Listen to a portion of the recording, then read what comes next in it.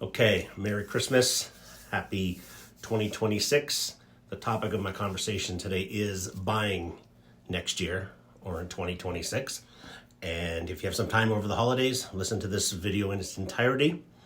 And of course, if there's any other questions, text, email me, call me, because I do this every day. So some of this stuff just flows off my tongue, okay? So buying in 2026, number one, hire a realtor.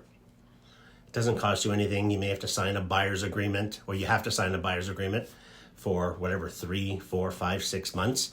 Things don't work out, move on to the next one. But just hire a realtor, let them represent you. I had a couple times this year where someone came unrepresented and it didn't work out. The offers were incomplete. Hire a professional, get it done, and move on from there. So don't let that be a factor in your decision process, okay? Number two, have good credit. Have a mortgage approval. Do you need help from mom or dad? Do you need a gift letter? Do you need help? Find that out. Go talk to your bank. Go talk to your broker. If you need some names and numbers, let me know. But you have to get that figured out. Get educated on that, even if it's just for a limited time, and figure out what's better for you. You want a fixed mortgage. You want a variable interest rate. You want 3 years, 4 years, or 5 years. What's your payment going to be?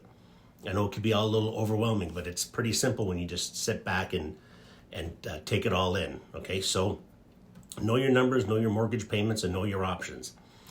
Number two is have a healthy deposit. You're going to need some liquid cash here to make things work, all right? So when you put a deposit down with your accepted offer, that could be $20,000, $30,000, $40,000. Trying to separate here, deposit with the offer and what your down payment's going to be on the house. With the offer, the seller may only want $25,000 down with an accepted offer. And then when you close in 30, 40, 60, 70 days, then you figure out, talk to your bank, say, listen, I want to put $100,000 down. So you need maybe an extra $75,000. So difference between a deposit with the offer and your down payment. Okay. Number four, closing costs. Again, you're going to have a little bit of liquid cash when you buy. Closing costs, if you're a brand new buyer, never bought a house before, you get the land transfer tax rebate, okay? But if you just buying a second house, or you bought before, let's say it's $1 million, well, the lawyer's gonna probably want you to bring about $22,000 on closing date. All right, just the land transfer tax calculator is on the internet. You can figure it out, okay? If you're buying in Toronto, the land transfer tax is doubled for people that have already bought. But in Hamilton, when you haven't bought before, there's a calculation, okay? And number five, what are you looking for when you're buying a house? Have all your things. You want 3 bedrooms, 4 bedrooms. You need a garage. Is parking important to you? Location, where things are going. The mountain seems to be pretty hot all the time. And my other thing is, what are your pet peeves when you're in there?